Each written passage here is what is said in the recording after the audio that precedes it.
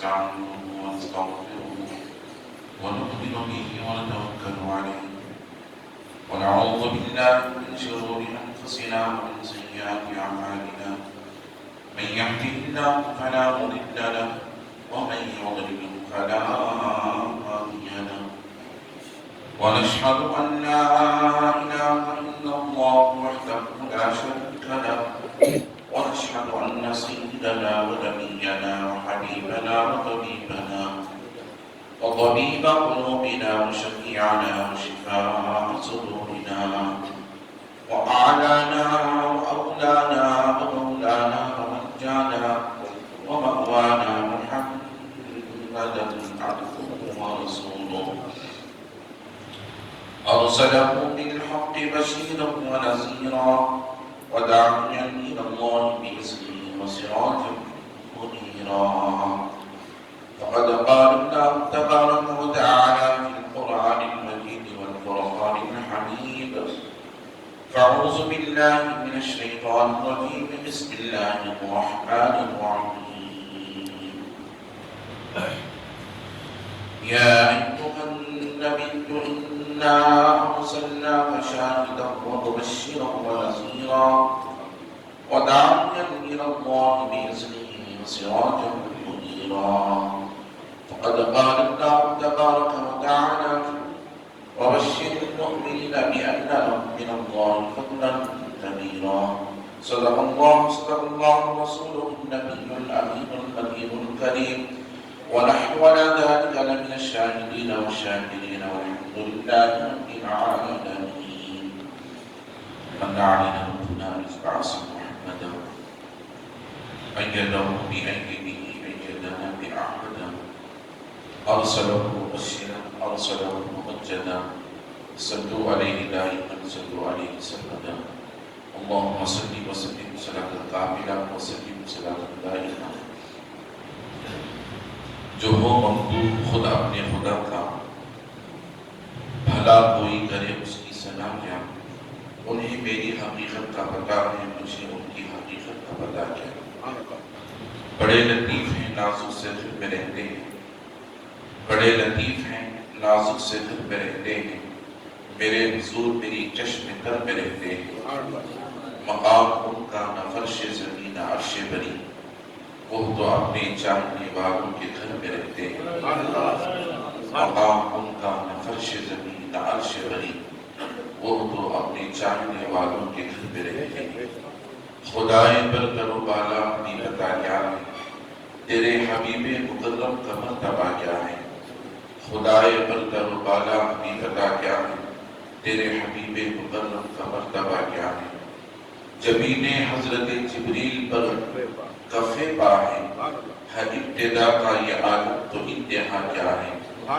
کوئی بلال سے پوچھے خبیب سے سمجھے کوئی بلال سے پوچھے خبیب سے سمجھے سزائے الفت سرکار کا مزہ کیا ہے سزائے الفت سرکار کا مزہ کیا ہے وہ ہر عالم کی رحمت ہے کسی عالم میں رہ جاتے یہ ان کی مہربانی ہے کہ یہ عالم بس آیا درس قرآن لا کر ہم نے بھلایا ہوتا اس زمانے نہ زبانے نے دکھایا ہوتا مسجد تو بنانی شب بھر میں ایمان کی حرارت والوں نے من اپنا پرانا پاپی ہے برسوں پہ نمازی بن نہ سکا مسجد مرثیہ خان کے نمازی نہ رہے وہ صاحب اوصاف حجازی نہ رہے آگاہ اپنی موت سے کوئی بشر نہیں سامان 100 برس کا ہے کل کی خبر نہیں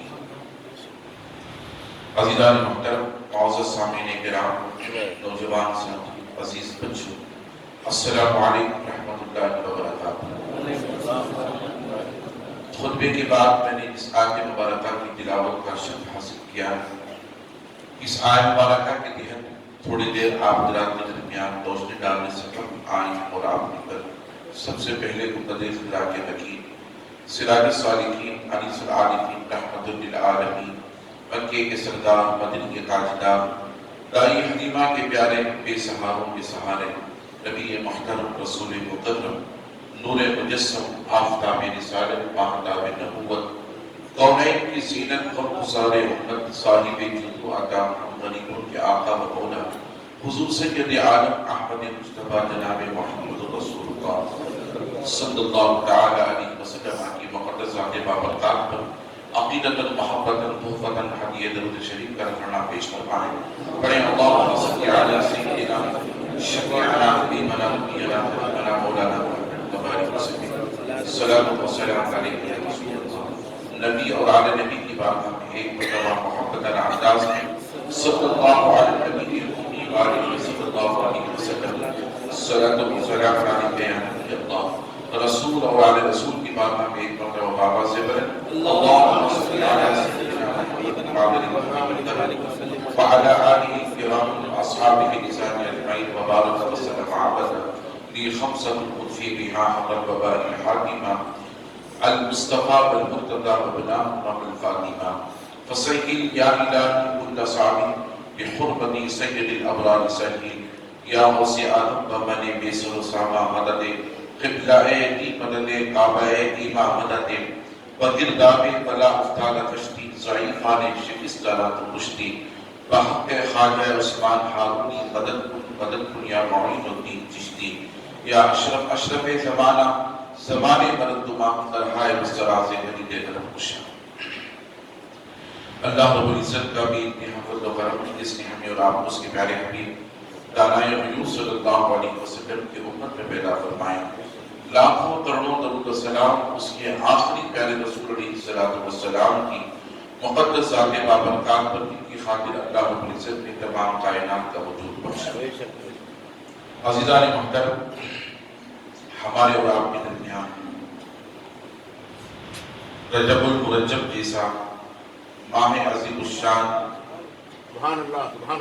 مہینہ تشریف لا چکا، جس کے تعلق سے ہمارے اور آپ کے پیارے آقا جناب محمد رسول اللہ صلی اللہ علیہ وسلم نے ارشاد فرمایا، اللہ کی بارگاہ میں دعا کی، اللہم بارکنا فی رجب و شعبان و بلغنا رمضان. اے اللہ تو ہمارے لیے رجب اور شعبان کو برکت والا بنا اور رمضان کو ہم سے ملا دے. یہ دعا اللہ کی بارگاہ میں آقا علیہ السلام نے کی، اللہم بارکنا فی رجب و شعبان و بلغنا رمضان. شعبان کا مہینہ اور رجب کا مہینہ اور رمضان کا مہینہ، ان تین ماہ کے تعلق سے آقا علیہ السلام نے اللہ کی بارگاہ میں دعا کی. عزیزان محترم، رجب کے مہینے کی فضیلت کو آقا علیہ السلام نے بیان فرمایا اور اللہ کے پیارے حبیب علیہ السلام نے ارشاد فرمایا، 5 راتیں ایسی ہیں جن میں اللہ دعا رد نہیں فرماتا. 5 راتوں کا ذکر آقا علیہ السلام نے فرمایا. ایک رات رجب المجرب کی مرجب کی پہلی رات جب چاند نظر آ جائے تو اس رات جو اللہ کی بارگاہ میں بندہ عبادت کر کے دعا کرتا ہے، اللہ اس کی دعا کو رد نہیں فرماتا. اور دوسرا آقا علیہ السلام نے فرمایا، 15ویں شعبان کی رات جسے ہم اور آپ مرغوبین کی رات کہتے ہیں، اصل میں اس دن اللہ اپنے بندوں کے حساب و کتاب کا ذکر بھی قرآن مجید نے فرمایا ہے، اور اللہ اپنے بندوں کی اجل شعبان المعظم کی 15ویں رات کو فرماتا ہے فرشتوں کے درمیان. آقا علیہ السلام ارشاد فرماتے ہیں، اس رات بندہ جان کر اللہ کی بندگی کر کے اللہ کو پا کر جو دعا مانگتا ہے اس دعا کو رد نہیں کرتا. پھر آقا علیہ السلام نے تیسری رات کے تعلق سے ذکر فرمایا. تیسری رات آقا علیہ السلام فرماتے ہیں کہ بندہ جب شب قدر میں رات جاگ کر اللہ کی بارگاہ میں دعا کرتا ہے تو اس رات اس بندے کی دعا کو رد نہیں فرماتا. شب قدر کا آپ جانتے ہیں، رمضان کا جب آخری عشرہ آتا ہے، اس آخری عشرے میں ایک رات اللہ رب العزت نے رکھا ہے جسے حضور صلی اللہ علیہ وسلم نے 5 تام راتوں میں تلاش کرنے کا ذکر فرمایا. 21ویں تاخیرات، 23ویں تاخیرات، پھر 25ویں تاخیرات، 27ویں تاخیرات، پھر 29ویں تاخیرات۔ آقا علیہ السلام نے ان 5 راتوں میں شب قدر کو تلاش کرنے کا حکم صادر فرمایا۔ پھر حضور علیہ السلام فرماتے ہیں رمضان کی جب آخری رات آتی ہے جسے لیلۃ الجائزہ کہا جاتا ہے، اس رات کو لیلۃ الجائزہ آقا علیہ السلام نے حدیث پاک میں اس کا ذکر فرمایا۔ اس رات بندہ جو دعا کرتا ہے اللہ اس رات میں بھی اس بندے کی دعا پورا نہیں کرتا۔ ایک عید الفطر کی رات تھی، جب صبح عید ہوتی ہے، عید ہونے سے پہلے والی رات، پھر عید الاضحیٰ کی 5ویں رات آقا علیہ السلام ارشاد فرماتے ہیں جب عید الاضحیٰ کی یعنی بقرعید کی عید کی رات آتی ہے، بندہ اس رات میں جاگ کر رب پا کر جو دعا کرتا ہے اللہ اسے رد نہیں کرتا۔ یہ 5 راتیں ہیں جس کا ذکر آقا علیہ السلام نے فرمایا۔ اللہ کرے کہ ہمیں ان 5 طاق راتوں کو پانے، ان 5 مقدس راتوں کو پانے، اللہ کی بندگی کرنے اور اللہ رب العزت کی بارگاہ میں سرخروئی حاصل کرنے کی توفیق نصیب فرمائے۔ عزیزان محترم، رجب کے مہینے کی بڑی فضیلت ہے۔ روایتوں میں آتا ہے عیسیٰ علیہ السلام کے دور میں ایک کافر تھا جو مسلمان نہیں تھا، کافی مدت سے ایک لڑکی کے پیچھے پڑا تھا کہ کسی طرح سے وہ میرے فریب میں آ جائے اور میں اس سے فائدہ اٹھا لوں۔ ایک وقت ایسا آیا کہ کسی وجہ سے اس کے چنگل میں وہ لڑکی آ گئی، حتیٰ کہ دونوں قریب ہوئے۔ ایک شور برپا ہوا باہر سے، تو اس نے جھانک کر دیکھا کہ لوگ کیا کر رہے ہیں۔ انشریف تھا کہ بدکاری کی طرف آگے بڑھتا، ان دونوں کے علاوہ کوئی نہیں تھے۔ وہ ایک کافر شخص تھا جو مسلمان نہیں تھا، اور ایک لڑکی تھی، اور ایک شور برپا ہوا، باہر سے دیکھا تو مسلمان تھے، مسلمان دعائیں مانگ رہے تھے، اور اس نے پوچھا کہ یہ کیا شور ہو رہا ہے؟ تو کہا ہم رجب کے شعبان کے انتظار میں کھڑے ہوئے۔ مسلمان تھے، عیسیٰ علیہ السلام کا کلمہ پڑھنے والے تھے، رجب کے شعبان کے انتظار، رجب کے چاند کے انتظار میں کھڑے ہوئے ہیں کہ ہم چاند کو دیکھیں اور رجب کی فضیلت کو حاصل کریں۔ عزیزان محترم، جیسے اس نے رجب کے چاند کی اطلاع سنی، فوراً اس نے بدکاری سے دوری حاصل کر دی اور اس لڑکی کو اس نے چھوڑ دیا۔ آج کی رات میں بدکاری نہیں کروں گا، آج کی رات میں یہ گناہ نہیں کروں گا۔ حالانکہ وہ کافر تھا، جب اس کے دل کے اندر یہ بات آئی، رجب کے مہینے کی فضیلت کا احترام اس نے کیا، رجب کے مہینے کے چاند کی فضیلت کا احترام اس نے کیا کیا؟ اللہ نے حضرت عیسیٰ علیہ السلام کو وحی دی، اے عیسیٰ جاؤ اس بندے کی طرف جس نے رجب کے مہینے کے چاند کا احترام کیا ہے۔ عزیزان محترم، آپ اندازہ کریں، عیسیٰ علیہ السلام اس کی طرف گئے، جانے کے بعد اس سے ملاقات کی، اس نے پوچھا کہ آپ میرے پاس آئے؟ ہاں، مجھے اللہ نے تمہاری طرف بھیجا ہے، تم نے رجب کے مہینے کے چاند کا تم نے احترام کیا، جس کی وجہ سے اللہ نے مجھے تمہیں ملنے کا حکم صادر فرمایا۔ جیسے عیسیٰ علیہ السلام نے کہا، اس کے دل کے اندر نور ایمان جگمگا اٹھا، فوراً اس نے کہا اے عیسیٰ پیغمبر مجھے کلمہ پڑھائیں، کلمہ پڑھا کر مسلمان بنا دیا۔ عزیزان محترم، اس نے کلمہ پڑھا، کلمہ پڑھ کر کے مسلمان ہو گیا۔ میرے پیارے آقا علیہ السلام ارشاد فرماتے ہیں بنی اسرائیل کا امتی رجب کے چاند کا احترام کرے، وہ بھی مسلمان نہ ہو، کافر ہو، اور وہ شخص ہیں جو رجب کے مہینے کے چاند کے احترام کرنے کی وجہ سے اللہ اسے ایمان سے مشرف فرما دے۔ عزیزان محترم، محبت محمدیہ رمضان کو پانے کے باوجود بھی رمضان کے چاند کے انتظار میں نہ لگ کر کے اور ماہ کی طرح ماہ رمضان کو گواتے ہوئے اور رمضان کے چاند کو نہ دیکھتے ہوئے اور اپنی زندگی کو تباہی میں ڈالتے ہوئے اور اس طرح سے اور مہینوں میں زندگی گزاری، اسی طرح سے رمضان کے مہینے میں بھی زندگی گزارنا ہوا، یہ گناہوں میں اور بدکاریوں میں، فروعیات میں، اللہ کے رسول کی نافرمانیوں میں خود کی زندگی کو تباہ کرتا ہوا نظر آتا ہے۔ دنیا بھی اس کی خراب ہوئی، آخرت بھی اس کی خراب ہوئی۔ میرے پیارے آقا علیہ الصلوۃ والسلام ارشاد فرماتے ہیں جب تم چاند دیکھو تو اللہ کی بارگاہ میں دعا کرو اللہم اعِدْهُ علینا بالامن والایمان والسلامۃ والاسلام۔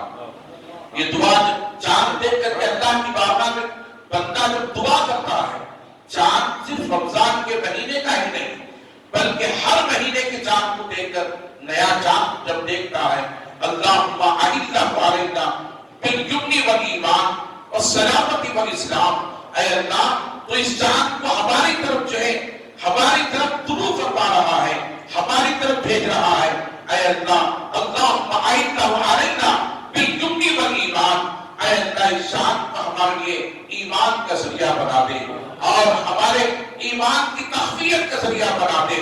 اور پھر اللہ کی بارگاہ میں میرے پیارے آقا ارشاد فرماتے ہیں بالامن والایمان والسلامۃ والاسلام، اور اسے ہمارے سلامتی والا بنا دے اور اسلام کے لیے اسے طلوع فرما دے۔ اللہ، یہ دعا مانگنے کا حکم آقا علیہ السلام نے فرمایا۔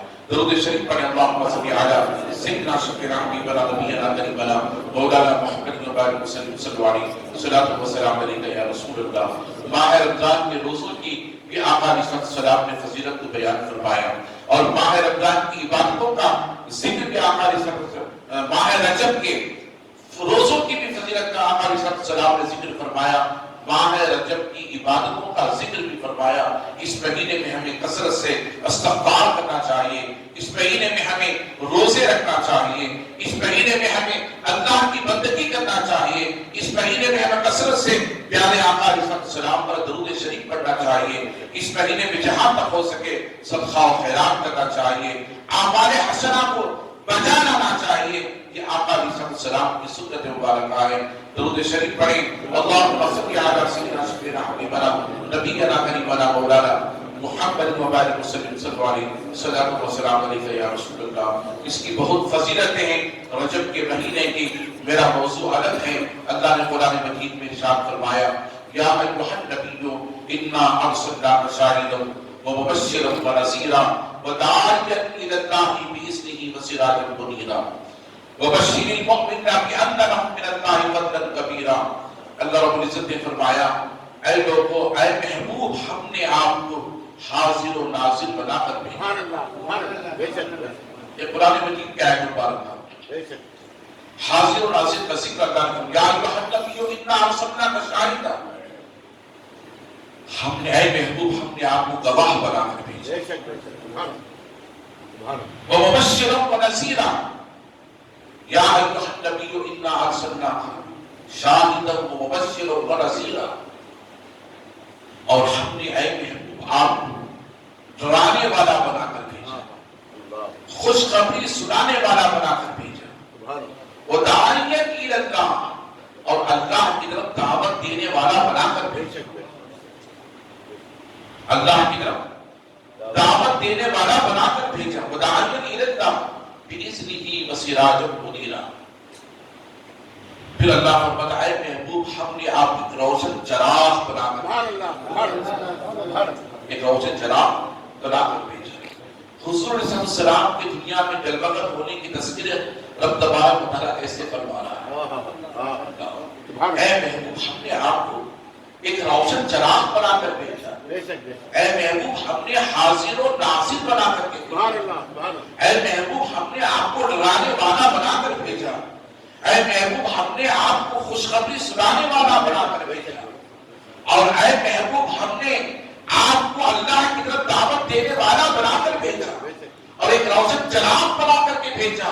جب ان تمام چیزوں کا ذکر فرمایا تو آگے فرمایا وبشر المؤمنین، اے محبوب میں تیرے دنیا میں جلوگر ہونے اور مومنین کو خوشخبری سنانا چاہتا ہوں۔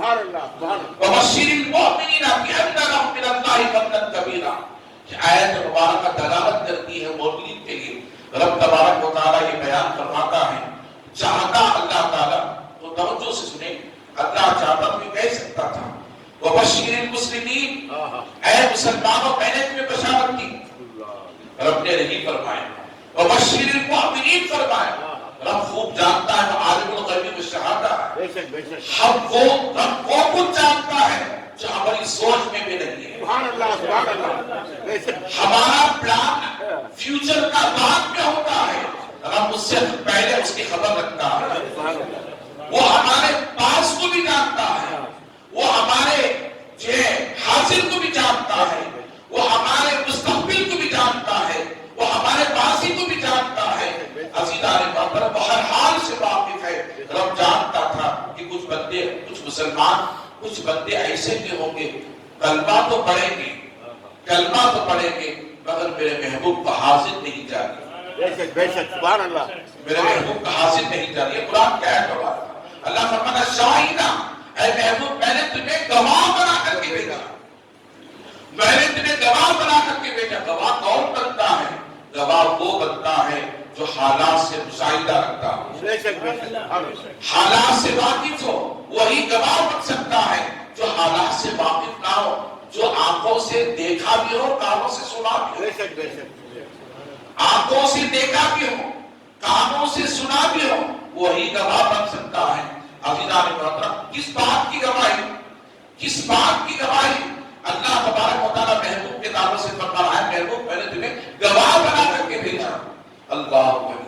آقا علیہ السلام ارشاد فرماتے ہیں قیامت کے دن جب قیامت برپا ہوگی، روز محشر قائم ہوگا، میدان محشر لگے گا، اللہ اس کے بندوں کا حساب و کتاب لے گا اور میری امت کے بھی حساب و کتاب کا وقت آئے گا. تو اللہ تبارک و تعالیٰ میری امت کا حساب و کتاب لے گا.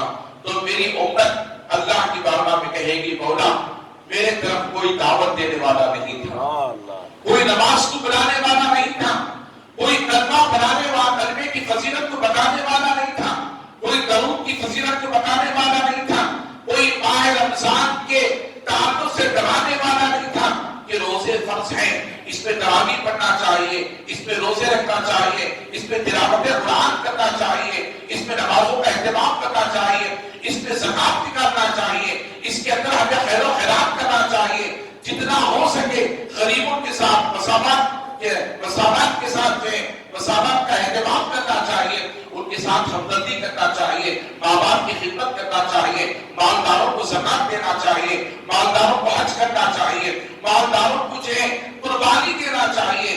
لہذا ان تمام چیزوں کا مولا ہمیں کوئی ان تمام چیزوں کی دعوت دینے والا نہیں تھا، نیکی کی دعوت دینے والا نہیں تھا. جبکہ اللہ تعالیٰ جانتا ہے. اس کے حبیب فرماتے ہیں میرے بندے جانتے تھے کہ انہیں نماز کی دعوت دی گئی، انہیں مسجد میں آنے کی دعوت دی گئی، اللہ کے گھر میں داخل ہونے کی دعوت کی گئی، اللہ کے گھر کی فضیلت کو بیان کیا گیا، آذان کی فضیلت کو بیان کیا گیا، اقامت کی فضیلت کو بیان کیا گیا، ماں باپ کی قدر انہیں بتائی گئی، انہیں دعوت دی گئی، مگر خدا کے عذاب سے بچنے کی خاطر دنیا میں بھی جھوٹ بول رہے تھے، آخرت میں بھی یہ جھوٹ بولنے کے لیے رب کے آگے کھڑے ہو جائیں گے.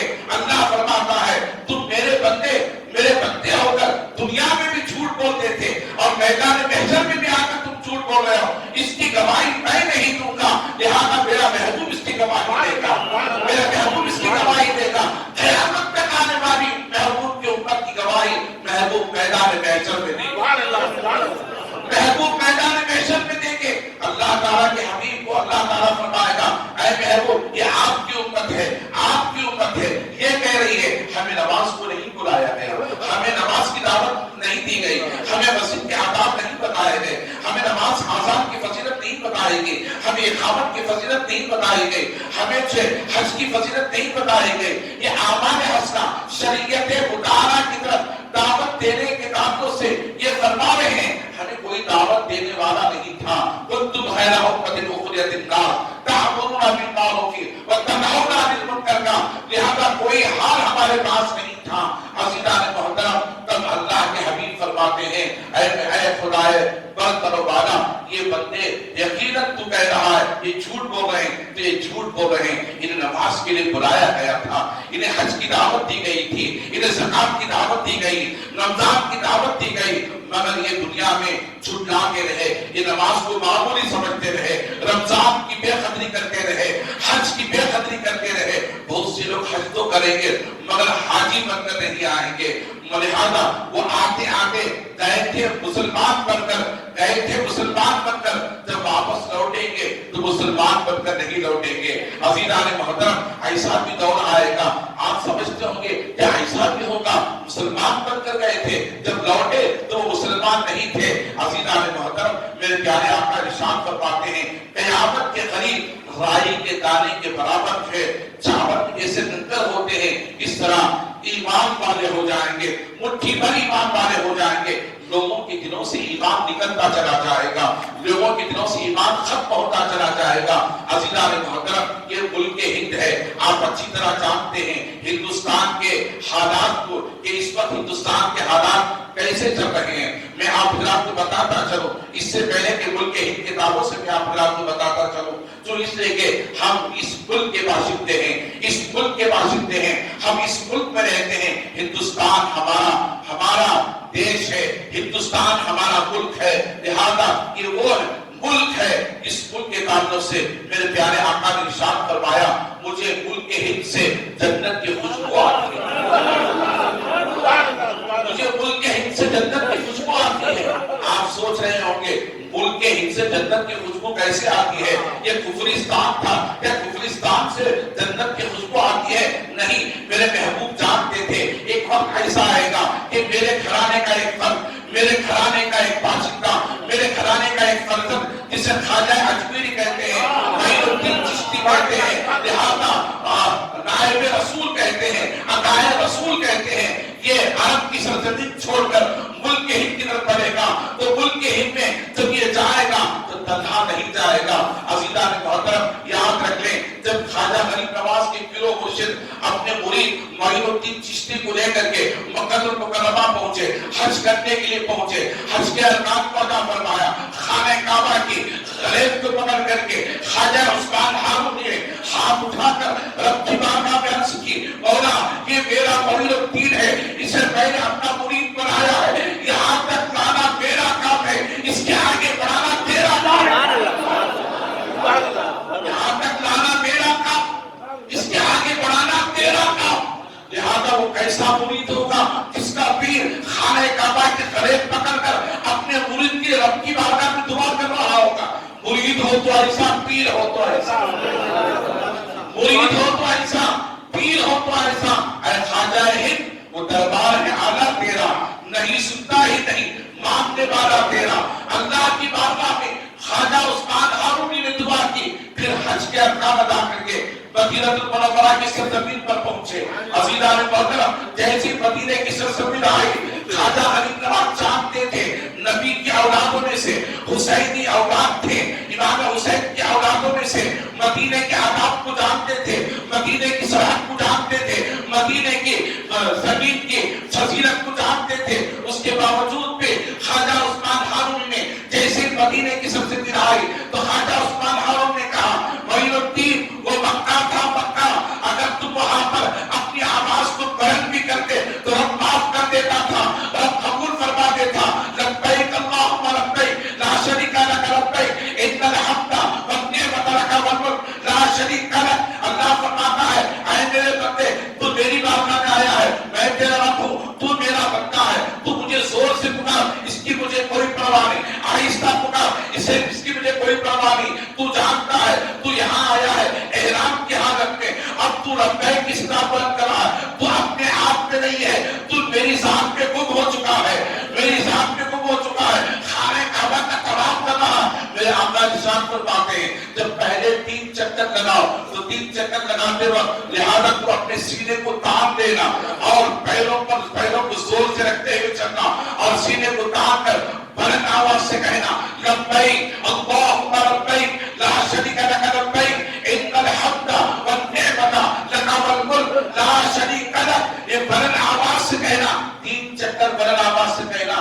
عزیزان محترم، اللہ کے حضور جا کر سینے کو تان کر، وہ بھی خانہ کعبہ جو عبادت کا مرکز گاہ ہے، وہ بھی خانہ کعبہ جو مسلمانوں کا ہدایت کا مرکز گاہ ہے۔ اللہ نے فرمایا اِنَّ أَوَّلَ بَيْتٍ وُضِعَ لِلنَّاسِ لَلَّذِي بِبَكَّةَ بقینات مقام ابراہیم ومن دخلہ کان آمنا. اللہ فرماتا ہے دنیا میں سب سے پہلے میرا فضیلت والا اگر کوئی گھر بنا مسلمانوں کی ہدایت کے لیے وہ خانہ کعبہ ہے. ان اول بیت وضع للناس الذی ببکۃ مبارک وہدی للعالمین فیہ آیات بینات مقام ابراہیم ومن دخلہ کان آمنا. اللہ فرماتا اس میں ہم نے مقدس نشانیاں رکھی ہیں حتیٰ کہ اس میں مقام ابراہیم اللہ فرماتا مقام ابراہیم کا ذکر اللہ نے فرمایا. اللہ فرماتا ہے یہ عالمین کی ہدایت کا مرکز ہے. عالمین کی ہدایت کا مرکز میں نے اس میں برکت رکھی ہے, میں نے اس میں سلامتی رکھی ہے, میں نے اس میں مقدس نشانیاں رکھی ہیں. میں نے سب سے پہلا گھر خانہ کعبہ کو بنایا. اسی آیت کی تشریح کرتے ہوئے اللہ نے اقبال نے فرمایا دنیا کے منقدوں میں پہلا وہ گھر خدا کا ہم اس کے پاسباں ہیں وہ پاسباں. دنیا کے منقدوں میں پہلا وہ گھر خدا کا ہم اس کے پاسباں ہیں وہ پاسباں ہمارا. اب نبی پہلے 3 چکر جو لگائے جاتے ہیں نا وہ 3 چکر سنیں. اللہ کے نبی صلی اللہ علیہ وسلم یہ تو پہلے ہو چکا تھا, وہ یہ تو ہو چکا تھا. حضور 124,000 صحابہ کو لے کر جب یا 10,000 صحابہ کو لے کر مدینہ پاک سے نکلے تھے احرام باندھ کر کے مکہ آئے تھے تو کفار مکہ جو کہہ رہے تھے یہ تو وہاں سے پیدل چل کر کے آئے ہیں, کسی کے پاس سواری ہے کسی کے پاس سواری نہیں ہے. 400 کلومیٹر دور سے 450 کلومیٹر دور سے حج کرنے کے لیے آئے, خانہ کعبہ کا طواف کرنے کے لیے آئے. لہذا یہ تو سست بن چکے ہیں, یہ تو سست بن چکے ہیں. یہ کیا خانہ کعبہ کا طواف کریں گے, یہ کیا خانہ کعبہ کا طواف کریں گے. اللہ غنی حضور کی جب اطلاع ملی کہ کفار مکہ میرے صحابہ کے ساتھ تھے, میرے صحابہ کے ساتھ مذاق کر رہے کہ ان کے پاس کیا قوت ہے, وہاں سے اتنی دور سے آئے, یہ خانہ کعبہ کا طواف کیسے کریں گے, مینا پر کیسے پہنچیں گے, صفا مروا کی صحیح کیسے کریں گے, یہ مقام ابراہیم پر کیسے آئیں گے, کیسے یہ طواف کریں گے. جیسے میرے آقا نے سنا تو میرے آقا نے ارشاد فرمایا اے صحابہ سنو, جب تم خانہ کعبہ کا طواف کرو تو 3 چکر اپنے سینے کو تان لینا, اپنے سینے کو تان لینا. صحابہ نے عرض کی یا رسول اللہ یہ تو مکہ المکرمہ ہے, یہ تو خانہ کعبہ ہے, یہ تو مقدس اللہ کا گھر ہے. صحابہ نے ایسا نہیں کہا, صحابہ جانتے تھے کہ خانہ کعبہ کی فضیلت بتانے والا بھی یہی رسول ہے اور سینے کو تان کر چل کر حکم دینے والا بھی یہی رسول ہے, یہی رسول ہے. اب خانہ کعبہ کے پاس جا کر 3 چکر حضور فرماتے سینے کو تان دینا اور پیروں کو سختی کے ساتھ رکھ کر چلنا, بلند آواز سے لبیک کہنا. صحابہ نے پوچھا یا رسول اللہ ایسا کیوں ہے, تو میرے آقا نے ارشاد فرمایا جب یہ عطا کفار مکہ دیکھیں گے تو تمہارا جوش و خروش دیکھیں گے, تمہاری قوت کو دیکھیں گے, تمہاری آواز کو سنیں گے تو کفار مکہ سمجھ جائیں گے یہ کمزور نہیں طاقت والے ہیں, یہ کمزور نہیں ہیں طاقت والے ہیں. وہ تو کفار مکہ کہے بھی ان کی بات ختم بھی ہو گئی. عزیزان محترم بتانے کا مقصد یہ ہے کفار مکہ نے ایک مرتبہ کہہ دیا کہ یہ تو کمزور ہیں, لہذا اتنی دور سے آئے ہیں خانہ کعبہ کا طواف کیسے کریں گے. میں آپ خدا کو بتاتا چلوں. عزیزان محترم اللہ کے پیارے حبیب علیہ السلام کے اس عمل کو دیکھیں, اس فعل کو دیکھیں. وقت گزر بھی گیا, بہت سے مسلمان بھی ہو گئے, بہت سے کافر خانہ کعبہ مکے کی سرزمین پر بدر کے میدان میں, احد کے میدان میں اور جنگ صفین میں جو ہے وہ ختم ہو گئے, وہ جہنم رسید ہو گئے. کافر جو مسلمان ہوئے عزیزان محترم وہ ختم بھی ہو گیا, بات بھی ختم ہو گئی. اور آج تک یہ عمل کیا جاتا ہے, آج تک یہ جو عمل کیا جاتا ہے. رب سے پوچھو مولا اس وقت کی بات تھی, کفار مکہ نے کہا تھا, کمزوری کی بات تھی, جو اعلان کیا تھا آقا اسلام نے, تو رب نے فرمایا اے میرے بندو سنو, یہ میرے محبوب کا فرمان ہے. جب میرا محبوب کہہ دے قیامت تک اس عمل کو میں باقی رکھوں, کوئی کہے یا نہ کہے میرے محبوب کا عمل باقی رہے گا, عمل باقی رہے گا. تو آپ مکے میں زور سے آواز کریں یا آہستہ آواز کریں, دعا زور سے مانگے آہستہ مانگے, رب کی سے کوئی پرواہ نہیں ہے. رب جانتا ہے میرا بندہ میری بارگاہ میں دیوانہ بن کر آیا, دیوانہ بن کر آیا ہے, سارے کپڑے نکال کر 2 چادریں بن کر آیا ہے, لہذا یہ آ کر میری بارگاہ میں دیوانہ ہو چکا ہے. مگر رب فرماتا ہے 2 کپڑوں میں یہاں آیا ہے, میرے محبوب کی بارگاہ میں 2 کپڑوں میں نہیں جا, 2 کپڑوں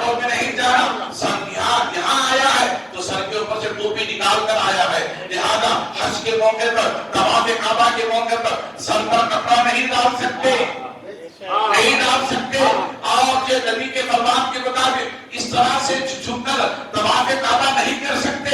عزیزان محترم, رب فرماتے یہاں آیا ٹوپی کے بغیر, میرے محبوب کی بارگاہ میں جانا تو ٹوپی پہن کر کے, یہاں لباس بدل کر کے آیا ہے, دو کپڑوں میں آیا ہے, میرے محبوب کی بارگاہ میں جانا تو دو کپڑوں میں نہ جانا, پورا لباس پہن کر کے جانا.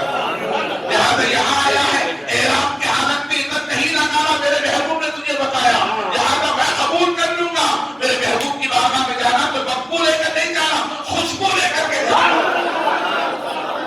یہاں آیا ہے تو پیروں کو زور سے رکھ کر چل رہا ہے, میرے محبوب کی بارگاہ میں جانا تو زور سے نہ رکھنا, تیرے اعمال برباد کر دوں گا.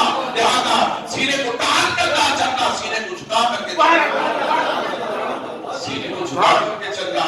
عزیزان محترم, اللہ تعالیٰ قرآن میں فرماتا ہے یا ایھا النبی یا ایھا الذین آمنوا لا ترفعوا اصواتکم فوق صوت النبی. اے ایمان والو, جب تم میرے محبوب کی بارگاہ میں جاؤ تو اپنی آوازوں کو پست نہ کرو. میں نہیں کہہ رہا, قرآن کہہ رہا, قرآن کہہ رہا یا ایھا الذین آمنوا لا ترفعوا اصواتکم, اپنی آوازوں کو بلند نہ کرو فوق صوت النبی کی, میرے نبی کی آواز سے بڑھ کر, میرے نبی کی آواز سے بڑھ کر تم اپنی آواز کو بلند نہ کرو.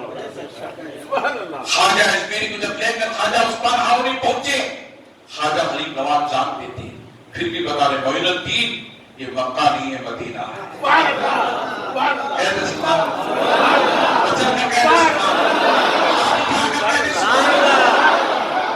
خواجہ عثمان ہاروی فرما رہے معین الدین یہ مکہ نہیں ہے, یہ مدینہ ہے, یہ مکے کی سرزمین کی مدینے کی سرزمین ہے. یہاں سر کو اٹھا کر نہیں چلتے, سب کو جھکا کر چلا جاتا ہے.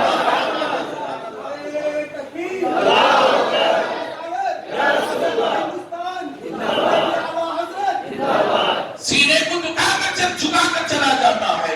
اللہ نے فرمایا, خواجہ غریب نواز سے خواجہ عثمان ہاروی فرماتے ہیں اے معین الدین یہ سرزمین مدینے کی سرزمین ہے, یہ مدینے کی سرزمین ہے, یہاں آواز کو بلند نہ کرنا, درود بھی پڑھنا تو آہستہ پڑھنا, سلام بھی پڑھنا تو آہستہ پڑھنا, تکبیر بھی کہنا تو آہستہ کہنا, نماز بھی پڑھنا تو آہستہ پڑھنا. یہ مصطفیٰ کی بارگاہ ہے, یہاں آواز بھی کرنا تو آہستہ کرنا, محبوب کی بارگاہ میں سلام بھی جا کر کرنا تو آہستہ کرنا. عزیزان محترم, لا ترفعوا اصواتکم فوق صوت النبی, اور میرے محبوب کی آواز سے بڑھ کر تم آوازوں کو بلند نہ کرنا. اور اللہ آگے فرماتا ہے کجاری باتکم لباد, اور اس طرح سے بات بھی نہ کرنا جیسے تم اپنے دوستوں کے ساتھ بات کرتے ہو, ایسے بھی گفتگو نہیں کرنا جیسے تم اپنے دوستوں کے ساتھ گفتگو کرتے ہو. تو لہذا تم اپنے روحانی باپ کے پاس آئے ہو, نبی محترم کے پاس آئے ہو, رسول اعظم کے پاس آئے ہو, خاتم النبیین کے پاس آئے ہو, رحمت للعالمین کے پاس آئے ہو, شفیع المذنبین کے پاس آئے ہو. رب فرماتا ہے کجاری باتکم لباد, اس طرح سے بات بھی نہ کرنا جیسے تم اپنے دوستوں کے ساتھ بات کرتے ہو. انتہبت آبادکم, اگر تم ایسا کرو گے, زور سے بات کرو گے, میرے محبوب کے آداب نہیں بجا لاؤ گے, انتہبت آبادکم, جو کچھ تم حج کر کے آئے ہو, طواف لے کر آئے ہو, مینا کی صحیح لے کر کے آئے ہو, صفا و مروہ کی صحیح لے کر کے آئے ہو, مینا کی قربانی لے کر کے آئے ہو, اور 6 عرفات کے بعد جا کر دعائیں لے کر کے آئے ہو, انتہبت آبادکم وانتم لا تشعرون, تین سارے اعمال کو برباد کر دوں گا. اس کی تمہیں بھنک بھی نہیں ہوگی, اس کی تمہیں بھنک بھی نہیں ہوگی, خبر بھی نہیں ہوگی. عزیزان محترم, میں آپ کو بتاتا چلو, خواجہ اجمیری کو لے کر خواجہ عثمان ہاروی جب رسول کی بارگاہ میں پہنچے تو کہا اے معین الدین, محبوب کی بارگاہ میں سلام عرض کر, سلام عرض کر, الصلاۃ والسلام علیک یا رسول اللہ, الصلاۃ والسلام علیک یا نبی اللہ, الصلاۃ والسلام علیک یا حبیب اللہ. سلام عرض کر جب خواجہ غریب نواز نے سلام کیا, پیر و مرشد کے کہنے پر نبی کی بارگاہ میں سلام عرض کیا, تو نبی کے قبر اکبر سے آواز آئی. مردہ سمجھنے والوں, تمہارا دل مردہ ہے, میرا نبی زندہ ہے.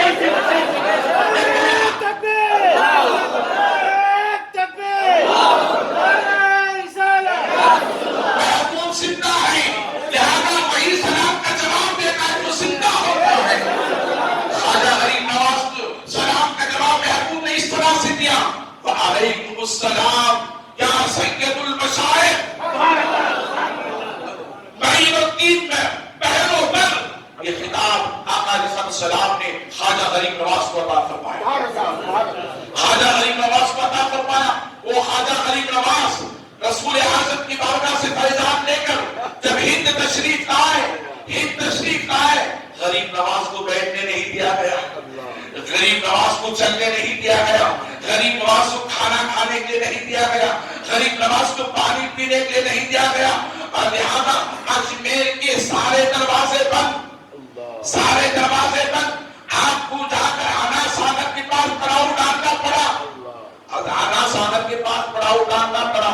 عزیزان محترم, جتنے دروازے غریب نواز کے لیے بند تھے سارے دروازے غریب نواز کے لیے کھل گئے. غریب نواز نے کہا تم میرے لیے دروازے بند کر رہے ہو, میں آنا ساگر کے پاس آ کر پڑاؤ ڈالوں گا. جتنے دروازے بند ہوں گے رب کی عطا سے محبوب کے کرم سے سارے دروازے کھل جائیں گے. ایسا کھولے اللہ اکبر. آج تک کھلتے ہوئے نظر آ رہے ہیں. رب نے فرمایا اے میرے دین, تو میرے دین کی خاطر ملک گیا ہے, میرے دین کی خاطر گیا ہے, اسلام کی خاطر گیا ہے, میرے نبی کی شریعت کی خاطر گیا ہے, شریعت کی ناموس کی خاطر گیا ہے. اے مولا دین سن, تو نے میرے دین کی خدمت کی, میرے اسلام کی خدمت کی, میرے محبوب کی شریعت کی خدمت کی, میرے محبوب کی سنتوں کی خدمت کی. تجھے ایسا زندہ رکھوں گا. ہر بازار والے جب ان کا عرس ہوگا, ان کے عرس کے موقع پر اشتہار چھپیں گے, دعوت دی جائے گی, انہیں معلوم کرایا جائے گا آؤ آج عرس ہے, آج سنتر ہے. لہذا ہر بازار سے اشتہارات چھپتے ہیں, مگر سوائے خواجہ غریب نواز کے بازار کے اشتہار نہیں چھپتے, بلکہ ان کے اشتہار دلوں میں چھپ چکے ہیں. رب فرماتا ہے اے معین الدین, ہر بازار سے اشتہار چھپے گا, تیری بازار سے پیمپرس نہیں چھپے گا, پامپلیٹس نہیں چھپے گا, اشتہار نہیں چھپے گا. لہذا دعوت نہیں دی جائے گی, وہ خود چل کر کے دل مارا میں آتے ہیں. ہر جانے والا کہتا ہے میں اجمیر نہیں جا رہا, خواجہ مجھے بلا رہے ہیں. درود شریف پڑھے اللہم صلی علی سیدنا شفیعنا حبیبنا نبینا کریمنا مولانا محمد الباری وسلم صلی علیہ الصلوۃ والسلام علیک یا رسول اللہ. غریب نواز پر پانی تنگ کر دیا گیا,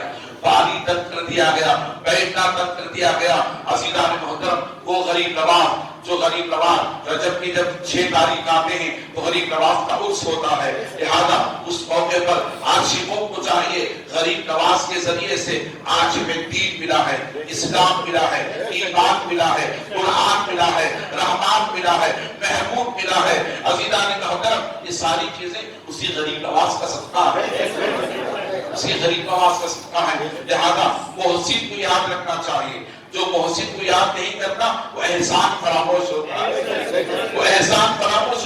محسن کون؟ احسان کرنے والا. اگر آپ کو پانی کوئی پلا دے ایسے وقت میں کہ آپ کی شدت کی پیاس لگی ہے, الخلیبے کے پانی نہیں پیے تو جان چلے جائے گی. کسی نے بھاگ کر آیا دوڑ لا کر کے آپ کو پانی پلا دیا, ساری زندگی میں جو سامنے آئے گا اسے دعا کریں گے اس بندے نے مجھے پانی پلا کر میری زندگی بچائی. غریب نواز وہ غریب نواز تھے جنہوں نے پانی پلا کر کے زندگی کو نہیں بخشا, بلکہ دلوں سے کفر کو نکال کر ایمان کو بخشا ہے. تبھی تو عاشقوں نے کہا اے خواجہ ہند وہ دربار ہے آیا تیرا, نہیں سنتا ہی نہیں مانگنے والا تیرا. عزیزان محترم, میں آپ حضرات کو عرض ایک درود شریف پڑھیں. اللہم صلی علی سیدنا شفیعنا حبیبنا مولانا محمد الباری وسلم صلی علیہ الصلوۃ والسلام علیک یا رسول اللہ. موضوع رہ گیا ہے, وقت ختم ہو چکا ہے. آئندہ جمعہ آپ حضرات تشریف لائیں انشاءاللہ تعالی. اس موضوع کو میں آئندہ جمعہ کے لیے چھوڑتا ہوں. نبی صلی اللہ علیہ وسلم پر سلام پڑھنا, درود پڑھنا, لہذا یہ بھی میں آپ حضرات کے لیے آئندہ جمعہ چھوڑتا ہوں. یہ صحابہ کی سنت ہے. بولے کس کی سنت ہے؟ صحابہ کی سنت ہے. ہمیں نمازی بھی بننا ہے، مصطفیٰ پر سلامی پیش کرنے والا بھی بننا ہے۔ بولے نمازی بنیں گے کہ نہیں بنیں گے؟ ہاتھ اٹھا کر کے بولیں گے، ہم محبوب کی سنتوں کے پابند بنیں گے، ہم نبی کی بارگاہ کے آداب بجانے والے بنیں گے، اللہ کے گھروں کو آباد کرنے والے بنیں گے، ماں باپ کی خدمت کرنے والے بنیں گے نا انشاءاللہ تعالی۔ وآخر دعوانا الحمدللہ رب العالمین۔ صلی اللہ علیہ وسلم۔